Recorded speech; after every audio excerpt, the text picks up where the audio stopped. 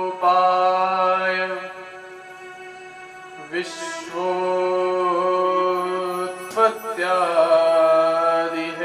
विश्वोत्पत्त्यादिहेतवे तापत्रय विनाशाय श्रीकृष्णाय वयं नमः।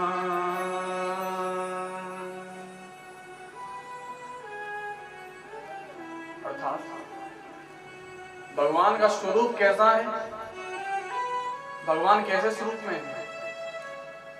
भगवान सत्य स्वरूप में है, भगवान चित्त स्वरूप में है और भगवान आनंद स्वरूप में है। सत्य क्या है? सत्य क्या है? अगर किसी को बोल दिया जाए कि सत्य को आपको डिफाइन करना है, सत्य को आपको एक्सप्लेन करना है, या सत्य को आपको बताना है कि सत्य क्या होता है, तुम क्या बोलेंगे? जो सच बोलते वो सत्य है, जो सच लग जाए वो सत्य है। हाँ जी, किताब के अनुसार तो वो ही है कि जो हम सच सुने या फिर जो सत्य हो उसी को बता दो, वो ही सत्य है। क्योंकि एक झूठ को छुपाने के लिए 100 झूठ बोलने पड़ जाएंगे।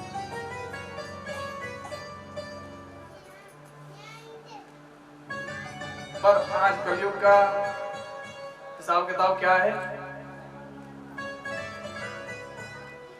कि जो हमारे मन को अच्छा लगे वो ही सत्य है। मतलब वो सत्य नहीं है आप जो आपकी मुंह में उसकी बुराई करो, बुराई करो तो हाँ सत्य है कि तू तो ऐसे है, उसको लग गई बुरी।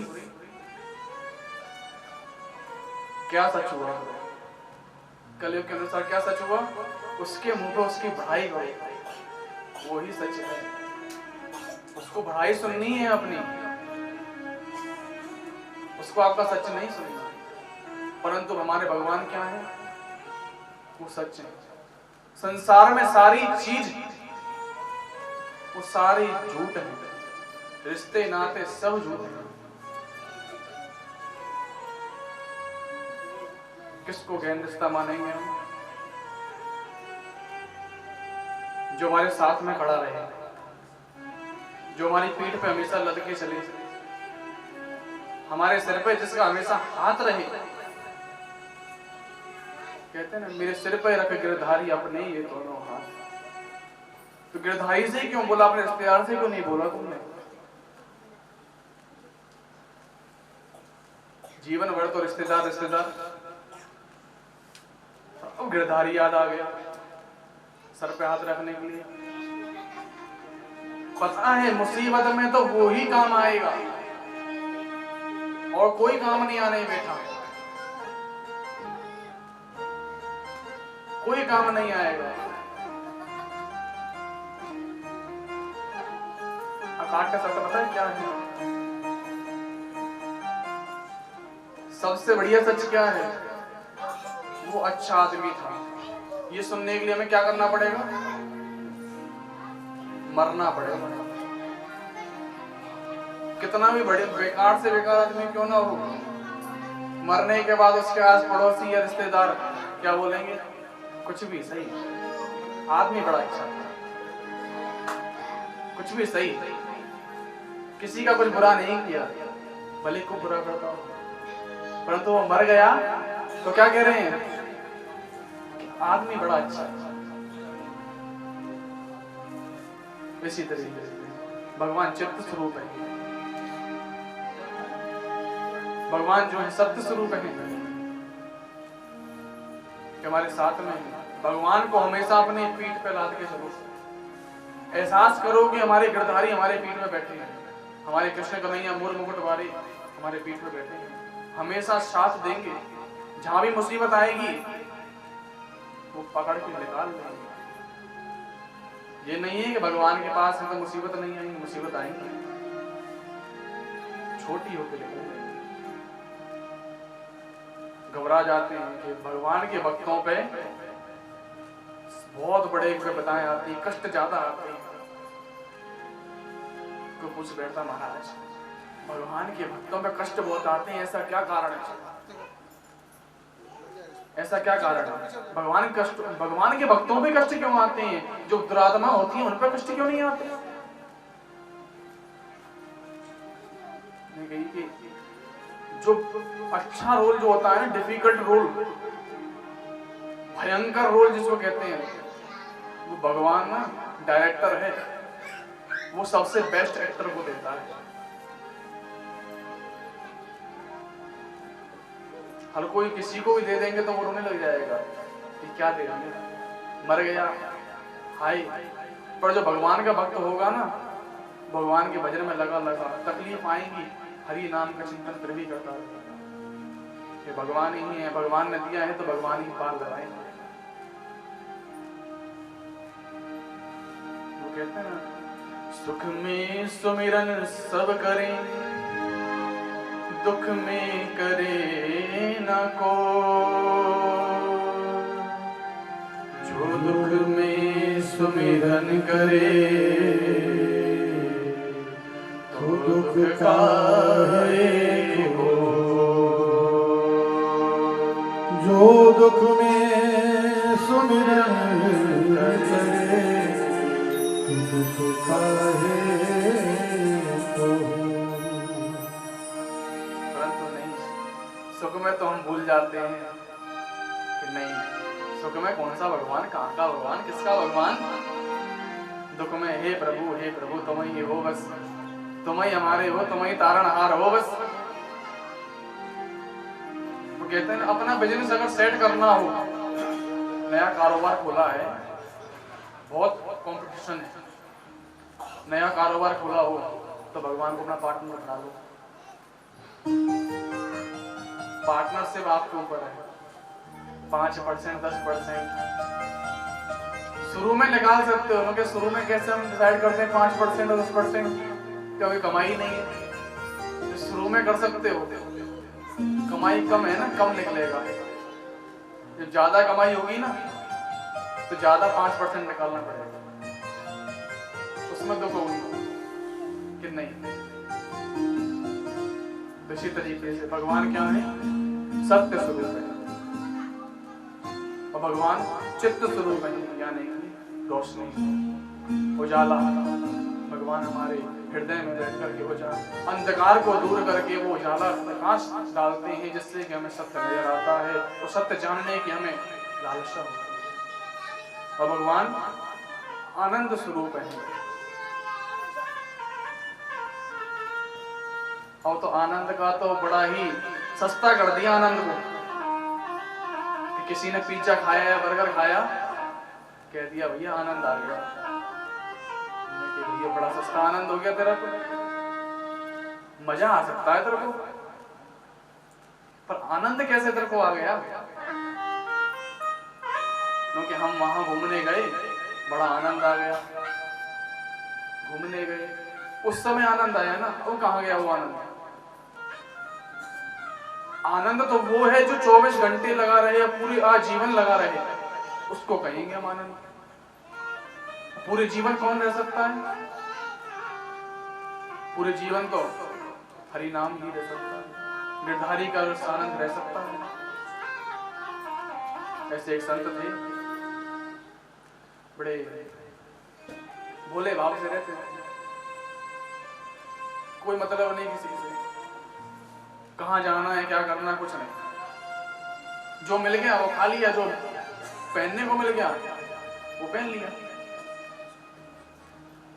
एक दिन एक साहूकार थे, उनकी दुकान पे वो खड़ा हुआ था, वहां जब जलेबियां बन रही थी, गरम गरम जलेबियां, और गरम गरम दूध होता जा रहा था,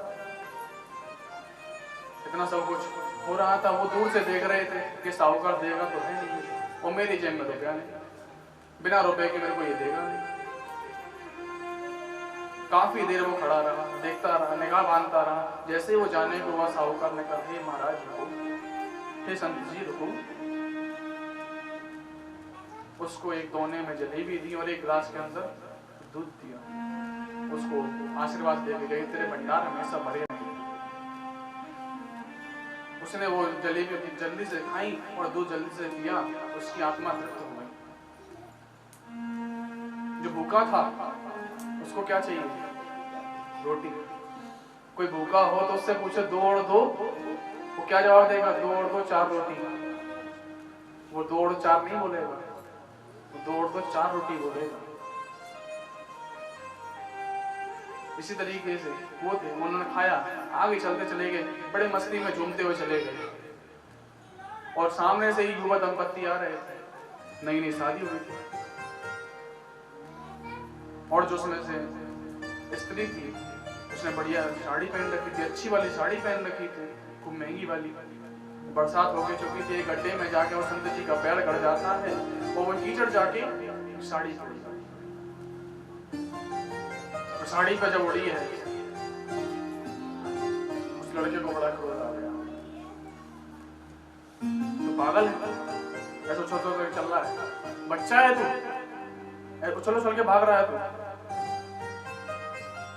मुझे पता नहीं था, मैं भगवान के भजन में था, मुझे नहीं पता पड़ा कि मेरा कब गड्ढे में पैर गया और कब मैंने कीचड़ उड़ा दी। तो फिर भी उसके माफी मांगने पे भी, संत जी के माफी मांगने के बाद भी उसने लड़के ने एक चांटा जोर से संत जी की जड़ दी। वो संत जी कुछ नहीं बोले, वो बस ऊपर तरफ देखते हुए, ऊपर की तरफ देखते हुए आगे चल दिए। वाह भगवान, तेरा बड़ा हिसाब निराला है। अभी तूने जलेबी और दूध खिलाए और अब तूने चाटा खिला दिया, पर तेरी जैसी इच्छा उसी में हम राजी। वो आगे चले जाता है और वो युवा दंपत्ति भी अपने घर चले जाते हैं। युवा दंपत्ति जब घर गए हैं तो वो उसमें पुरुष जो है वो छत पे जाता है, अपने कमरे के लिए जा रहा है। जैसे वो सीढ़ी पे चढ़ता है, 2 सीढ़ी पे चढ़ते ही उसका पैर फिसलता है और नीचे गिर जाता है, उसकी तत्काल ही मृत्यु हो जाती है। आस पड़ोसी इकट्ठे हो जाते हैं कि ये बड़े अचंभव वाली बात है, इतना हट्टा कट्टा लड़का 2 सीढ़ी गिरने से ही बस मर गया, हाथ पैर टूट जाते या फिर कहीं लग जाती उस बात को मान सकते हैं, परंतु इसके प्राण ही निकल गए। और इधर से वो संत जी दोबारा से उछलते कूदते आ रहे हैं। सब लोगों ने सौरभ से पूछा, कहीं कुछ हुआ था, तूने पाप किया, कुछ अनर्थ किया जिससे ये तेरा पति चले गए? मैंने कहा मैंने तो कोई पाप नहीं किया। उसने पर उसको महाराज को देख लिया कि ये मेरे पति ने गुस्से में आकर के इसके चांटा लगा दिया था और इसने ऊपर देख के कुछ कहा था, इसने टोना टुटका करा है, आज जब ही मरा है।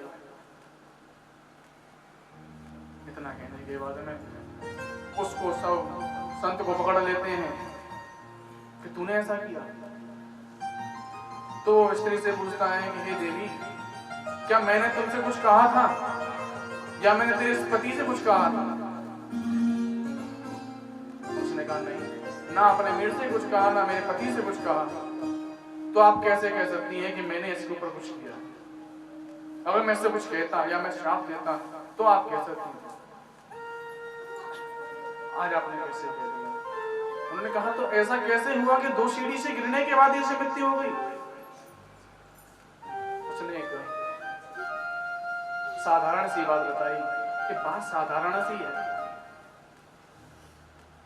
जब मैंने तेरी साड़ी पे कीचड़ उड़ाया तो तेरे यार ने मेरे चांटा लगा दिया, और जब तेरे यार ने मेरे चांटा लगाया तो मेरा यार कैसे शांत रह सकता था? तो मेरा यार भी तो मेरे साथ था, मेरा यार भी तो मुझे देख रहा था, मेरा भगवान भी तो मुझे देख रहा था, तो वो कैसे शांत हो जाता?